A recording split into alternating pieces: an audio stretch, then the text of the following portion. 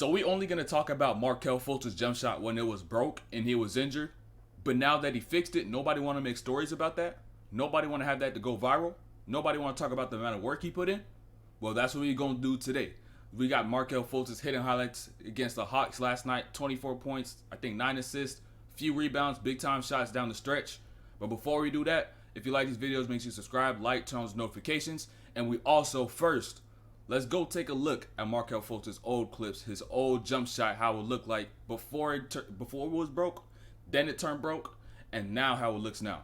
And so let's get straight to that. So this is Kel's jump shot, 2017 college, going into before the draft. Perfect drop. This is how his jump shot looked like. By Fultz. Arizona also has the first and the third. Beautiful. Smooth, right? He's a freshman. He lost 35 pounds this year alone. Smooth, right? Gets the shooter's bounce. Lane. Looks smooth. This is the jump shot that got him that #1 pick. This is the jump shot that made him #1 over Lonzo Ball, who was going crazy at UCLA. Fultz gets the second. Free throws, smooth, everything, all smooth, right? Pre-draft, jumper still smooth. Summer league, jumper smooth. That's what got him that #1 pick. Mix that in with his handle, his athleticism, all that. This is a jump shot that made him #1. Party here in SLC, coming right back at you. Will only play here in Salt Lake, not in Vegas. Stood out. He did mention Bristol. But now let's get to after that shoulder injury.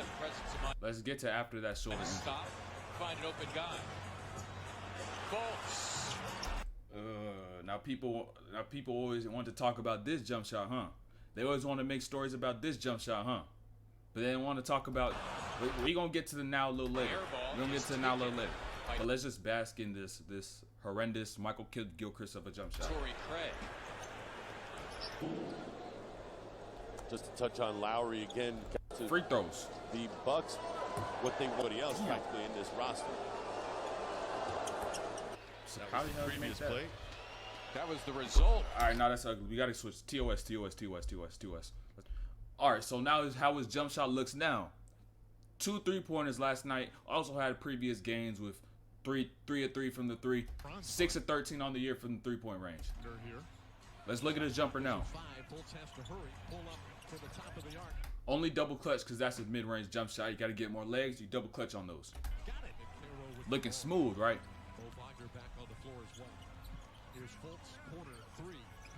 Looks so much closer to his shot that got him to be that #1 pick than the shot that he shot after his shoulder injury. It's a little bumpy still, but there's still more work to be done, and it's going to get smoother with time. Another one. Another one. Now from the mid-range. Jump shot looks even better from the mid-range. Even better from the mid-range.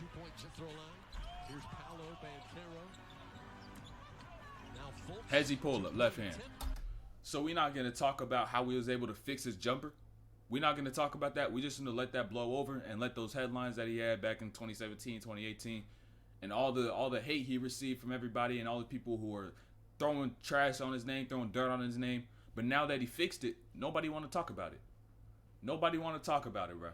And that upsets me because Markelle, the amount of work that he probably put in to get from there to here to fix that jump shot, to rehab that injury, was probably an amount of work nobody's, like, a rare amount of people have ever experienced. And so we got to at least give him respect for that. Got to at least give him respect for that, because I just respect him off the strength that he was able to get back to where he is now. And I want to see how far he's able to get to, too, because I still think he has a lot of talent, a lot of skill left in there that show. And now let's get into the hidden highlights, the other stuff I want to talk about from this game, what we can learn from. So going into handoffs and the ball screens, it's better to get your work done early. How do you do that? One, your teammate who's guarding the screener or guarding the handoff has to communicate to you early, let you know that it's coming. Or in this case, if Markelle can possibly see it and know what's going on, boom, position yourself already. And so now, what you should do, are you going to go over or are you going to go under? If you're going to go over, you want to take a step up before the screener gets there so you can slide over the top. But now if you want to go under, you want to take a step back so you can slide underneath the screen. And not only are you able to get better position on the other side, it makes it harder for the screener to hit you and maybe make them get an offensive foul by turning that shoulder or taking a step, whatever it is, using their hip, whatever it is. It ultimately helps you if you do your work early. If you don't, you'll be one step behind, and that one step can mess you up a lot. And I want you to just take a look at these clips because the screener gets here, the action's been going on. Kel takes a step up to get over at the time Trae Young already gets over the top of the screen. And now Trae Young was able to get downhill and get into his pick and roll bag, throw his lives, whatever it may be. I just got a few clips from this game, but that's all Trae Young does. That's all Trae Young does. Now he should take that step up right here, or you should take that step up right here. If you're a hooper, you want to learn from this, it's gonna make the game a lot easier for you. Or if you're a coach and want to learn from this, teach it to your players. Whatever it is, or you're just a fan, now you're just learning more about basketball. Take that step up higher. This is Trae Young. He's a shooter. Get over the top. Slip this. Good slip by Collins though. That's what they're always gonna do. You can't be sold on that.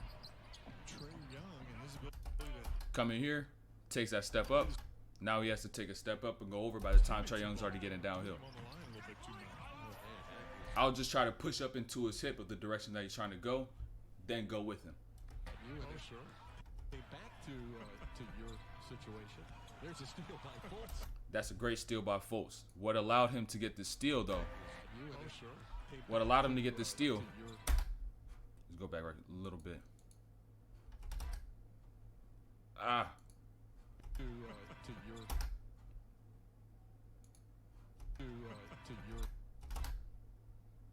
What allowed Kel to get the steal is notice how Trae Young's eyes are looking to this wing. What great passers do to trick players on defense, they use their eyes. They use their eyes one direction and throw the ball the other direction. Because most times players are going to read the eyes and try to jump onto where the eyes are looking at. But Kel is reading the ball because the ball is going to go where the ball is going to go, but the ball will not always go where the eyes are looking. So I could be looking this way, still throw the ball that way. But if the ball is still going this way and you read the ball, you'll always know that the ball is going to be going that way. Every time. So instead of reading Trae Young's eyes, he reads the ball. And so that's something not only you could do, anybody could do, and it'll help you be able to not get tricked by the plays that these great passers are able to make. So always try to read the ball, never try to read the eyes. You'll get deceived by the eyes. Way to finish a 2-on-1 fast break too. And now the same thing I was telling you before is that as a defender, you're going to want to read the eyes or read the ball. Most times you're going to want to read the ball. And so what are you going to do as an offensive player? You're going to want to not give away where you're going to throw the ball by shadowing the ball where your eyes are. Because now you're giving away 2 and 1.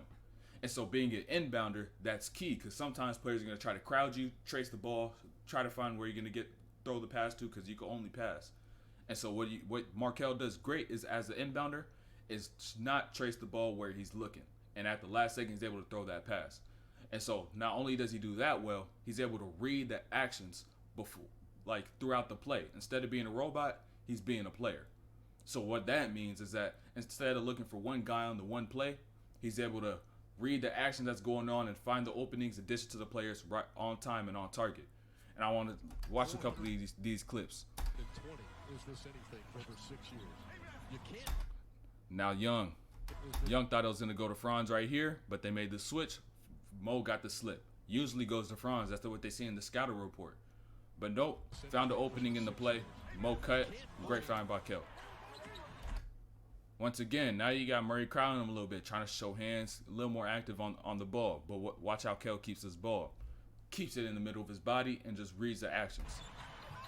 Last second, catches Mo on the slip, switches the angle of the ball. Murray won't be able to get to that ball and get a hand on it. Same thing here. Murray's really trying to get the steal now. And so where does Kel keep the ball? Keeps it around his waistline. Around his waistline. Just reads the action. Last second, throws the ball low. Paulo, great finish going downhill. And now at 22 points, 9 assists, and I think 4 rebounds. Correct me if I'm wrong. At this point in the game, Kel's getting the ball, trying to get downhill, trying to get this layup to get the game winner. It would be a great way to end the night. And so let's see how this play turns out. Gets the reverse, up 1. 4 seconds left. All you need to get is one stop. Now it's like against Boston. It's like against Boston. At the court where it went out. Playing another game-winning shot scenario. So now what do you want to do? You want to wall up on every jump shot. You want to not foul. Young looking. Gets it into Murray. He'll fire deep from the corner. And Paulo fouls, man. The 6-game win streak has come to an end.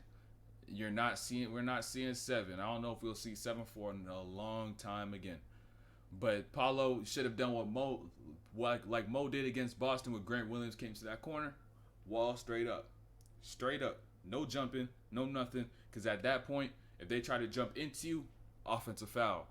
But you got to make sure you stay walled up, give a good distance so they can land. Just make them hit a tough shot. But Paulo jumped at him, got the foul, end of the win streak. And that's the end of this video. So if you like these videos, make sure to subscribe, like, turn on those notifications. Markelle Fultz's jump shot is indeed improving, indeed closer to what it is, closer to better than it has ever been. And people need to talk about that a little more, and that's why we got this video, man. So like I said before, if you like these videos, subscribe, like, turn on the notifications, and we out of here.